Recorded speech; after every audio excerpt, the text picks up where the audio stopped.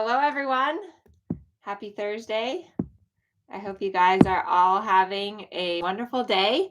Let me see. So, we have some great questions to talk about tonight. And let me get my camera adjusted here. Unfortunately, my mother and her mom are not with me tonight. That was so much fun to have them last weekend in the live session with me. But my mom went back to Colorado.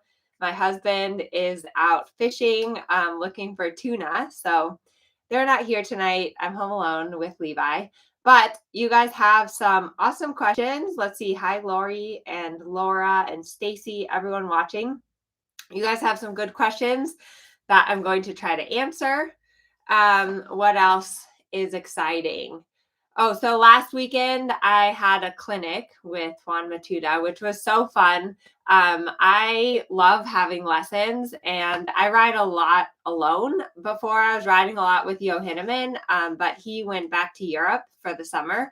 So I've been riding a lot alone. My husband helps me. I try to video myself as much as possible and really learn from that. But nothing really replaces having a really good lesson. And Juan is a really good clinician. He's like super intense, and the lessons are really fast paced. Like he's like, do this, do that, do this, do that. But he's also like really positive and really rewarding. So while he puts a lot of pressure on you and the horse, he also always like believes in you and believes in the horse and wants to make you ride even better. So it was really fun to get to ride with him. I rode Harvey, Kensington, and Natasha with him. So I got to have many lessons. I would say the biggest takeaway from Juan is that I need to ride like a lot more transitions. Like he's always like in and out, in and out. And especially Harvey moving up to the Grand Prix, really canter on the spot, canter forward, canter on the spot, canter forward.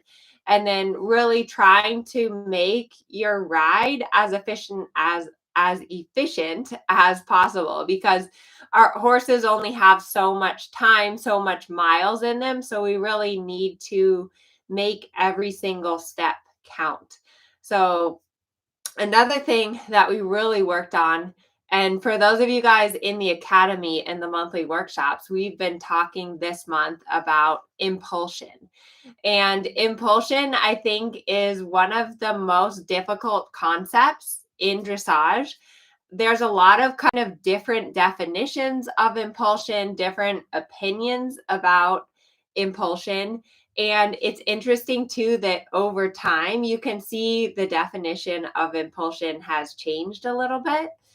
But for those of you guys in the academy, in my lecture, which I did last night and we do it again on Sunday, but it brought up all these questions that is great for you guys to think about.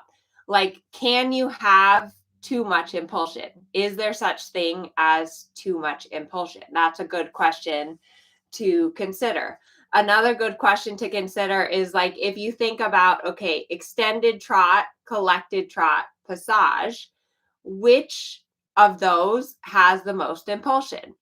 The other thing is, if you have a hot horse, I know a lot of people that have hot horses think that they have a hot horse, so they don't have an impulsion problem. And that's not really the case. So if you're not in the academy, study impulsion, research it. If you are in the academy, come to the lecture on Sunday. But with Juan too, we were working a lot of transitions within the gait. So transitions within the gait are what help to create impulsion in your horse. Like just chasing your horse around the arena, going as fast as possible, is going to take impulsion out of your horse. But every time you bring your horse back, that creates impulsion in your horse, which you then can let out and go forward. So that was one thing working with Juan with all my horses, was he was like, bring them back, go forward, bring them back, go forward. And really figuring out my half halts, like that I could make like little half halts with my wrist. And Juan's so cool. He like grabbed a hold of my wrist while I was riding and was showing me like how I should be half halting in the pirouettes, how I should be half halting in the piaffe, which was really helpful and really interesting. So impulsion. What else? I have some notes here. Oh yeah, we have Black Friday coming up, and my mom has been working with the store, so hopefully we'll have hats. We also will have the water bottles that you guys all liked with the dressage training scale coming up for Black Friday, as well as a few courses in there. So that's going to be coming up. I can't believe it's already like in a month, almost a month, a little more than a month. It's going to be Thanksgiving. So this year has just gone by super, super fast. So let me get to your guys' questions. We have a lot of them tonight. First of all, Emily. So it sounds like Emily is going to a schooling show, which is awesome. So she says, can I make a video about first level test 2? I see first 1 and first 3 and training 1 and training 3. So yeah, I do have some of the training level tests. Some of the first level tests are up on YouTube. So if you guys are showing, that's great to go and watch them. I talk you through like how to do each of the movements, what to look for. And then I also have a training level and a first level course that you can sign up for. And I have all the tests in there. And I go more into detail for how to train each movement. So you can check that out, Emily. Emily's also asking, what are some key differences to keep in mind between a schooling show and a rated show? What might get me disqualified? So a schooling show versus a rated show, it really depends on whoever is hosting the schooling show. In general, I think that if you're going to go to a schooling show, you should pretend like it's a real show and just follow all the same rules as if it was a real show. But you just have to talk to the organizer and figure out kind of what the format is for the show. Emily's also asking, during your test, is it better to switch your whip every time you change direction or just keep it on the weaker side? So I would definitely advise that you just keep your whip on the weaker side through your whole test, because if you're switching it back and forth, it can be very distracting. And also if something happens, like if you drop your whip or you drop your rein, then it's kind of a disaster. So just keep your whip in one hand. Be sure though that when you go to salute to the judge, that you do not salute with the whip in your hand. So that's like a pet peeve. But if you keep the whip in your hand, you might accidentally hit your horse when you salute. And then that could be a very exciting start to your test. So don't do that. Okay. Next question is from Alicia. I'm working a young forward horse and am needing advice and tips on how to get them coming through without rushing or pulling, and some exercises to work through to help develop rhythm, throughness, and balance for this type of horse. Okay, so if you have a forward horse, I think that is awesome. I like riding horses that are a little hotter and have more energy. But when they're young, it can be a lot to manage. I remember with my horse Trump, he was so difficult and had so much energy. And my trainer at the time, she was like, you're going to appreciate all this energy when he's doing the Grand Prix. So you have that to look forward to. But when you have a lot of energy, I recommend doing lots of serpentines and turns, because what serpentines and turns do is every time you turn your horse, it slows your horse a little down. So it acts like an automatic half halt. The serpentines and turns also work on suppleness and getting your horse to bend. So if you have a lot of energy, do those serpentines, do them tight.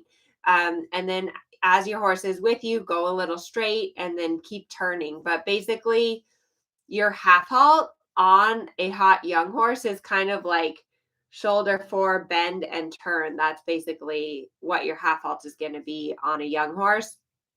When I was younger and I lived in Colorado, we used to go out and have to move cattle from like one pasture to the other. And whenever I had a fresh horse, the cowboy that I worked with at the time, Larry, he would have me like do little tiny circles around all the sagebrush. So you just like circle left, circle right, circle left, circle right, until the horse would get a little tired and kind of relax and not want to go so fast anymore. So just holding your horse back isn't going to work, but like giving them somewhere to go that you're in control of is the best solution. Okay, that was a good question, Alicia. Carol, please talk about the purpose of the flash noseband on a cavesson. Should a flash be used and how tight or loose should it be? A trainer I know makes the flash fairly snug, and I wonder if that bothers the horse and actually might impede his acceptance of the bit. Okay, this is a good question. So what she's talking about is, like there's the noseband that goes around the nose, and then there's the flash noseband that goes in front of the bit on the horse. And I do ride my horses with a flash noseband because it helps that your horse doesn't open their mouth, and it also helps that your horse doesn't put their tongue over the bit. So I don't put it super tight, but I do use it because it helps to keep the horse's mouth closed to where they're more honestly accepting the contact. And I know not everyone agrees about this. When I rode Western, we didn't ride with a flash noseband. And there's an argument that, if you're honestly teaching your horse right and you're not using too much pressure, that they shouldn't open their mouth.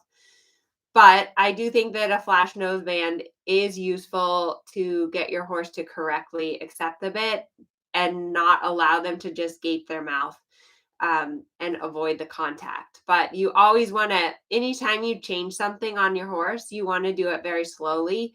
If your horse has never had a flash noseband on before, they might not like it at first if they go to open their mouth and they feel that there. So just be mindful of that. Okay, Jane says, how do I get my horse off the forehand in the canter? Okay, this is a good question. I think we all struggle with it, especially in the canter, because in the canter, the horse has a lot of jump in their hind end. And so that kind of can put them on the forehand, depending on how they're built and how balanced they are in the canter. In general, the best thing is to do transitions to help get your horse's forehand more up in the canter. So like trot, canter, trot transitions, or walk, canter, walk, or if you're a little more advanced, you can collect and go forward in the canter. And then always remember that whenever you half halt in the canter, you want to half halt on the upbeat of the canter. So when the mane is flying up, that's when the front feet are coming up off the ground. That's when you want to half halt. It's always important that you get your horse going forward before you start worrying too much about getting them off of the forehand. So hopefully that helps you, Jane. I hope you're doing well, Jane. I did a clinic with Jane. I think it's been a while ago. It's been like a month ago. So, or a year ago, I guess, in the midst of COVID.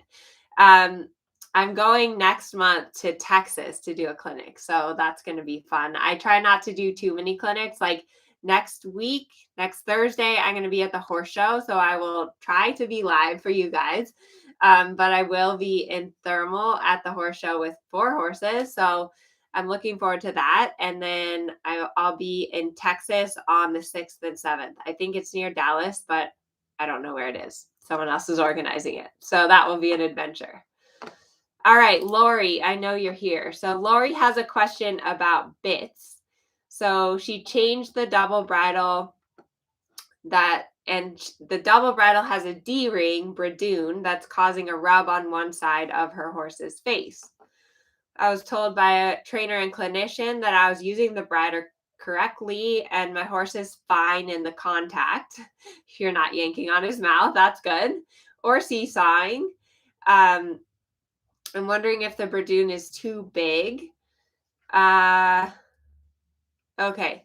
So yeah, what she's talking about, for those of you guys who aren't good with bit terms, which I'm not, but some of the bits have loose rings that spin around. Some bits have what we call D ring, which is where it's fixed. In general, the D-ring is a little bit more of a stable bit in the horse's mouth, but it does put a little more pressure on the side of the horse's mouth. So that's why a lot of times with young horses, I'll start them out in the D-ring because it kind of helps them to turn a little better. As far as getting a rub, it may be just that the horse like hasn't. I always think that horses kind of get a little bit calluses to protect them from the bits that we use, just like you with your shoes. Your feet kind of mold to your shoes, and you put on a different pair of shoes, and you can get blisters or your feet can get a little sore. So it could just be that you're kind of going through that phase. You also really want to be aware if there's only a rub on one side, it could be that the horse is uneven in the contact, like that you're pulling more on one rein than the other. And that's going to cause the bit to lay against one side. The other thing that you could do is sometimes I have horses that like their lips just get really chapped. And so I'll put a lot of Vaseline on their lips, on their sides before I ride them, just so that the bit slides a little bit easier. You might try that.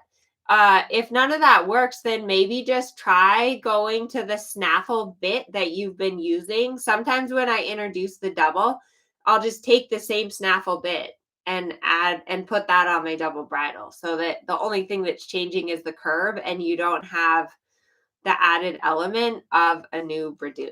So maybe one of those tips helps you. I don't know. Okay, Kathy. Kathy's so funny. Gee, I don't have a great question compared to the others.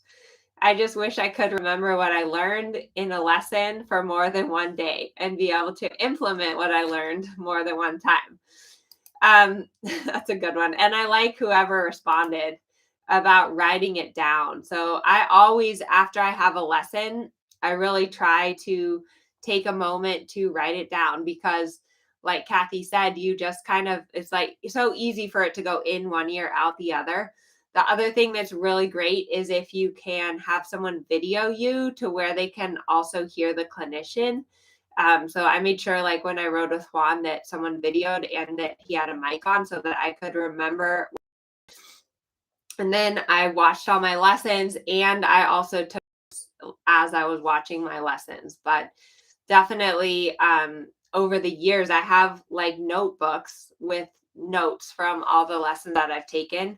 And periodically I go back through and read them, which is always kind of fun. So hopefully that helps, Kathy. Okay, Edie has a question. Edie says, I've been doing the groundwork from the training scale masterclass, specifically the turn on the forehand with the side rein, and also trying some side passing. The horse is trying to duck under the connection by curling. Does lifting up on the inside rein fix that? Is the whip the cue for side passing supposed to be at the girth rather than tap on the hindquarters for the turn on the forehand? Okay, good questions. So in the training scale masterclass, I show how to teach your horse to do a turn on the forehand, to leg yield, all this kind of stuff from the ground, because I think that it's incredibly useful and important to teach your horse this stuff from the ground. Whenever your horse is curling and you have a side rein or something fixed like that, I would try maybe taking the side rein off and doing it without the side rein, or putting the side rein up higher. So when you lunge your horse, when you work your horse with side reins, you have to kind of adjust where you put the side reins. If the horse puts their head up and you need to get their head to go down, you want to put the side reins lower.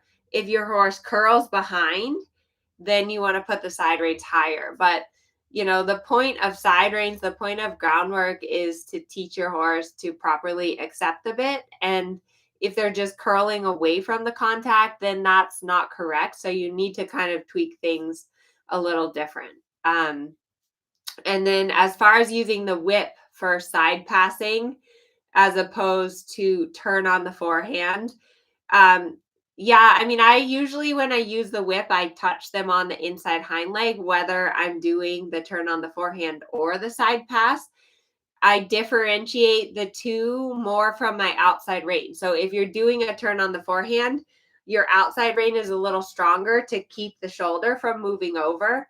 if you're doing a side pass, you give your horse a little more space with the outside rein. So I hope that helps you, Edie. And also that brings to mind, so I started filming today for my dressage groundwork masterclass. I've been a little hesitant to do this. I don't know why, but groundwork is so important. And I can't stress that enough. Like groundwork, most of the time that you spend with your horse is on the ground. Oh, good. Edie's here. You're welcome, Edie. So most of the time that you spend with your horse is on the ground.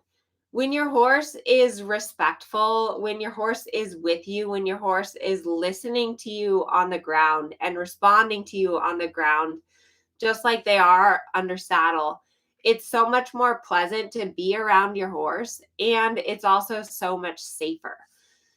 Not only that, but you can actually teach your horse a lot of the dressage movements better from the ground. So like we were just talking about, like the turn on the forehand, the leg yield. You can even teach your horse to do renvers, shoulder in, half pass from the ground, as well as, of course, like piaffe passage. A lot of my groundwork skills actually came from Western because I started out in dressage, then I went to Western, and I started a lot of young horses, like horses that had never been ridden before. And the only way to get on them safely without dying is to do a ton of groundwork where you basically educate your horse about the aids from the ground. Now, I know a lot of you guys are like, well, my horse is perfect and my horse is older and I don't need to do any groundwork. But that's not really true because, for one, like you need to be able to load your horse in the trailer. You need to be able to get on your horse. You need to be able to lead your horse. Not only that, but groundwork really helps you with timing and feel. So when you work a horse from the ground, it's the same aids. It's like the driving aids, the restraining aids. It's getting that mental connection with your horse. It's getting your horse to respect you. It's figuring out how to use your energy and your presence to influence your horse. So I'm actually really excited about the course. I think I'm going to start it on January 1st, and I'm going to kind of go through it, like beta test it with some of you guys to make sure that it's really right for everyone. And I also am going to make, if you're at my barn, I would need some volunteers where we can film you and help some of you novices learn your groundwork better, because for me, groundwork has saved me so many times. And like over and over again, I go back to groundwork, like even with Harvey, even with Kensington, and especially with any new horse that I have come in my barn, I spend that time on the ground because I don't want to get hurt. I don't want my horse to have a bad experience. And if you can get that mental and physical connection going on the ground, it helps you so much. Okay, Sylvia's volunteering. So yeah, I'm gonna film some like beginners doing the groundwork stuff too, because it's definitely a skill. It's definitely something, the first time I was doing the groundwork, that I felt like super, super awkward. But it's like anything, you have to practice it. It gets better, and you're going to have a better relationship with your horse. Okay, enough about groundwork.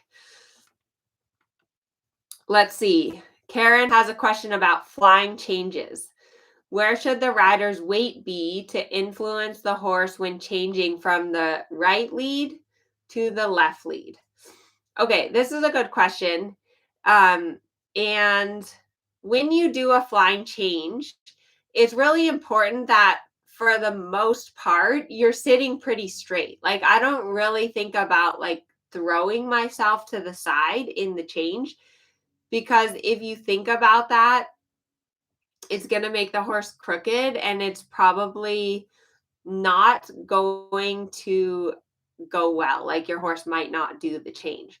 So, but you do want to have a little more weight on your inside seat bone. So if you're going from right lead to left lead, maybe put just a little more weight into your left seat bone.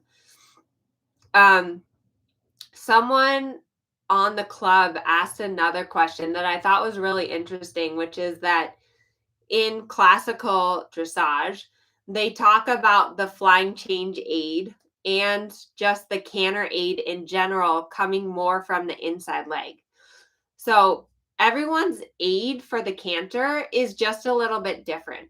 Every horse's aid for the canter is just a little bit different. That's why it's so hard to pick up the canter on a horse that you don't know, or if you're just learning to canter, because every horse is just a little bit different.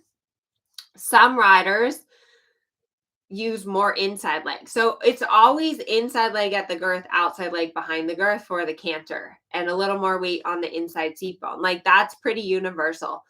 But some riders really just close the inside leg to get the canter to happen. Other riders really just close the outside leg to get the canter to happen. And other riders kind of use both legs at the same time to get the canter to happen. I would say that I do like both legs, both inside leg and outside leg, because if you use too much outside leg, the horse is just going to go haunches in. If you use too much inside leg, sometimes I think that it's a little confusing that they might do pick up the wrong lead. But in classical dressage, or like Susan says, inside leg works better for me. There's an argument that asking for canter from your inside leg is actually better, because your inside leg should bring your horse's inside hind leg more forward, so that when you're doing your flying changes and you're using more your inside leg, one, it's going to help your horse to stay a little straighter, and two, it's going to help to actually bring the inside hind leg more through, as opposed to if you're just like kicking with your outside leg for the flying change, then that might make your horse swing more in the changes. So in general, I kind of think as of the canter aid or the flying change aid as that you want your horse to stay between your legs. So if you feel the haunches go in, you need to ask with more inside leg. If you feel the horse like swinging too much out or thinking about taking the wrong lead, then you need a little more outside leg. But that's what's tricky about dressage, is that there's kind of like universal aids, like canter is outside leg back, inside leg at the girth. But every horse and every rider are a little different. And so you need to really adjust to the horse and feel kind of what the horse needs and try to work with the horse. So yeah, Catherine says my gelding is an outside leg and my mare is an inside leg. So that's got to be tricky for you, Catherine, to kind of like adjust. Okay, what horse am I riding? Okay, how do I ask for canter? Because it is a little different on every horse. So what else? Let's see here on YouTube. Devin says tips for learning and training the flying lead changes. I do have some videos on YouTube about the flying changes, but I do like a ton of canter walk, counter canter walk, canter walk, because a flying change is basically a walk canter transition, except for that you skip the walk and just ask for the other lead. But the canter walk can really help to get your horse engaged and listening to your canter aid like we talked about. So let's see. Christine says, for my mare, I just have to slightly move my outside leg back. On my gelding, I need everything. Both legs, whip, and a spur. Yeah, so every horse is super different, which is awesome. Laura says she asked, yes, that was a great question, Laura. So thank you for your question. Yeah, so I think that that's it for tonight. I'm a little sick, so I'm glad that my voice held up for this whole thing.